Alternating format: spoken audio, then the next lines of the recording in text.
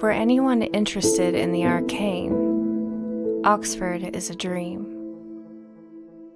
Something about the city of spires feels mystical. Everywhere you turn, you're standing inside layers of preserved thought, theology, translation, and argument. This university has been operating for nearly 1,000 years. Long before modern America existed, people were here already translating ancient languages and arguing over the meaning of sacred texts.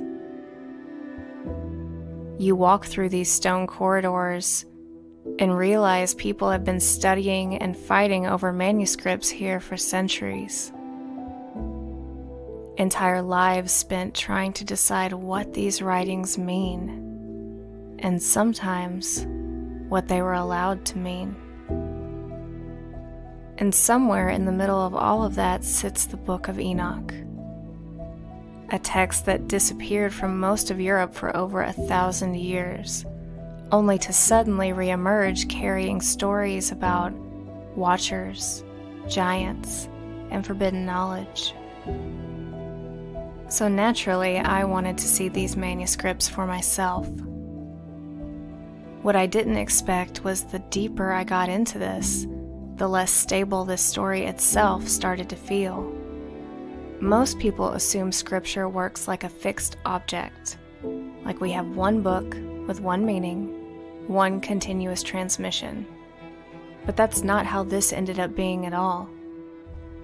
There is no definite version of this text.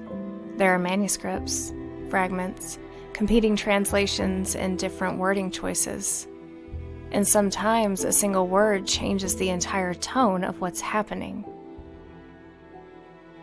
I've come here for one purpose: to break into the Bodleian library. Well, hopefully it won't come to that, but we'll see if I can pass the background check.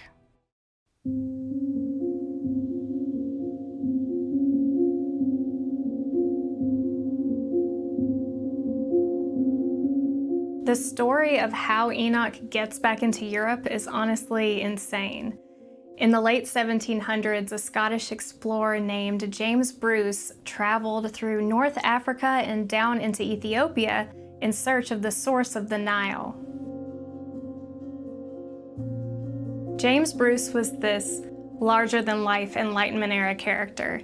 He was an aristocrat, an explorer, a polyglot. He's the kind of guy that walked into regions that Europeans had never heard of, and then he would return telling stories that no one believed. And one of the things he returns with is the Book of Enoch. He has 3 complete Giaz manuscripts. At the time, most European scholars assumed the text was either permanently lost or barely considered it relevant anymore. Meanwhile, the Ethiopian church had been preserving it as scripture the entire time, which is awkward because suddenly Europe has to confront the fact that an entire biblical tradition survived outside of its control for over 1,000 years.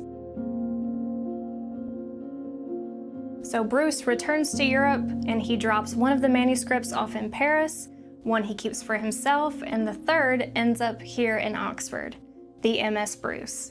And once that manuscript landed in Oxford, someone needed to translate it. And that job falls to Richard Lawrence. Oxford at the time was deeply tied to the Anglican establishment and was literally helping reintroduce one of the strangest texts in biblical history back into Europe. And so that means that Richard Lawrence became one of the first people responsible for deciding what English speakers are allowed to think the Book of Enoch says, which is a really scary amount of power if you think about it. But wait, okay, back up. So how did the Book of Enoch end up in Ethiopia of all places? Well, as it turns out, Ethiopia already has its own memory of sacred knowledge traveling out of Jerusalem.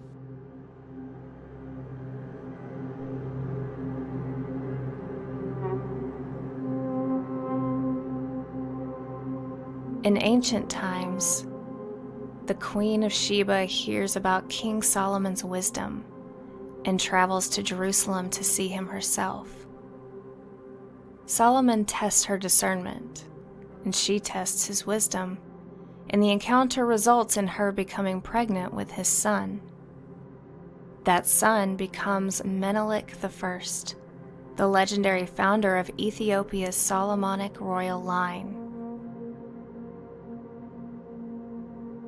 Later, Menelik travels back to Jerusalem to meet Solomon himself.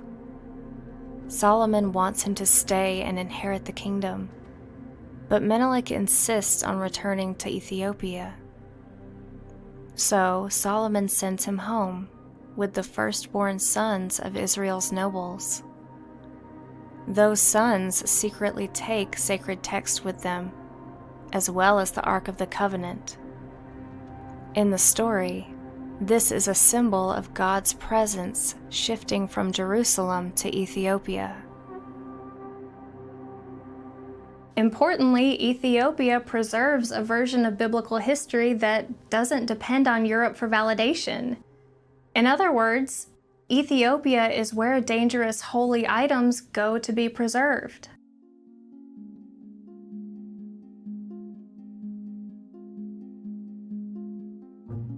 It is the oldest library in the English-speaking world, and one of the most important research institutions on Earth. Oxford itself has been teaching since before most modern nations even existed. Getting into the Bodleian as an outsider is not easy. You have to apply for a researcher card, explain exactly who you are, who you work for, what you're studying, and explain specifically why Oxford is necessary for your work. You go through approvals, background checks, and registration, and all of this must be done in person. There's no applying ahead of time. So before I even boarded a plane, there was a very real possibility that I could travel all the way to Oxford and still not be allowed inside, which made this whole thing feel even stranger, because by that point I wasn't chasing internet mythology anymore. I was trying to gain access to one of the oldest academic institutions in the world, to study the manuscript history of a text that vanished from most of Europe for over 1,000 years. No big deal. And walking into the bod for the first time is intimidating. Security is tight, and it costs a chunk of change just to be able to apply. But weirdly, once I got there, the process itself happened really quickly.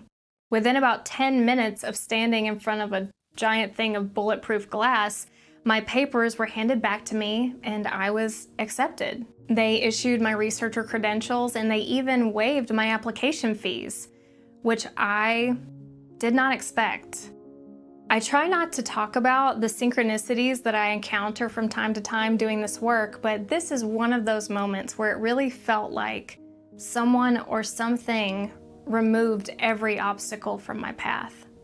And what I expected even less was how human the whole experience felt from that point on. They did not require that I wear any gloves. There was no dramatic supervision standing over my shoulder.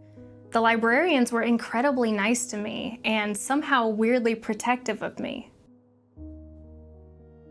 And then they brought me Lawrence, an 1821 edition tied directly to Richard Lawrence's first translation work on the Book of Enoch, complete with his draft notes in the margins.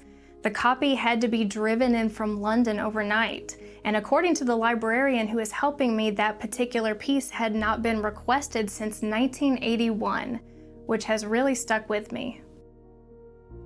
So I'm sitting there in an Oxford reading room with the earliest translations of Enoch in front of me, alongside the Ge'ez tradition it came from, physically comparing the wording through Lawrence's notes. Some of the translation differences are minor. Others completely change the feeling of a passage.